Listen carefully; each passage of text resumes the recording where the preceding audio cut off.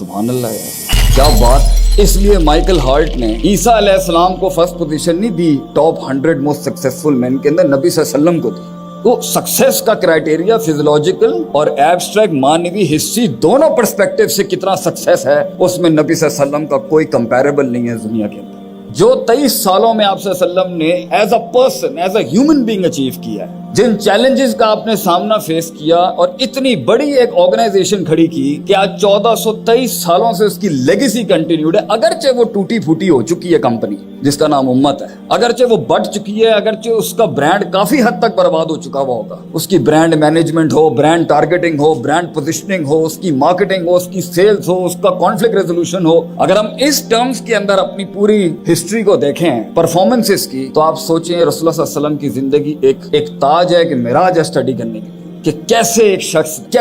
شخص آج کے دور میں بھی دیکھیں, اگر اس محاورے کے تحت دیکھیں کہ ہم رجال و نحن رجال, انسان وہ بھی تھے اس دور کے, ان سے پہلے بھی تھے اور آج بھی انسان ہے. ڈائنامکس انسان کی نہیں بدلی, کیسے کر گیا. ادھر ایک انسان اپنی آواز نہیں بیچ سکتا اگلے کو, کیسے آپ نے کیا کیا تھنکرز کریٹ کیے آپ سے,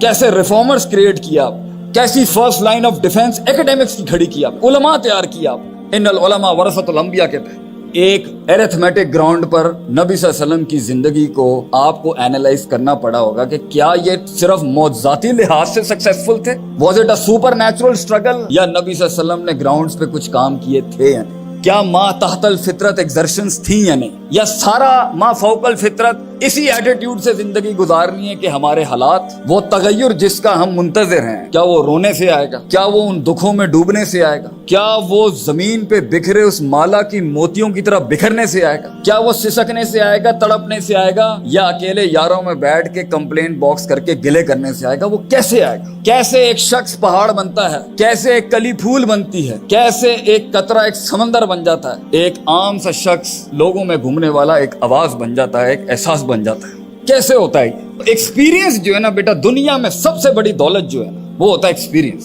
زندگی کے محل بنانے کے لیے, زندگی کی سلطنتیں بنانے کے لیے, اس بیج کو پیڑ بنانے کے لیے, اس کلی کو پھول بنانے کے لیے بھجن کتابی تھریٹکس ہوتی ہیں, مگر پریکٹیکل ایکسپیرینس کے بغیر علم کندن نہیں بن سکتا. علم اس معراج تک پہنچ نہیں سکتا, کانٹینٹ کے اندر وہ حسن آ ہی نہیں سکتا, وہ اسٹریٹجک کمانڈ مینجمنٹ آ ہی نہیں سکتی جب تک کہ ایکسپیرینس نہیں ہوگا.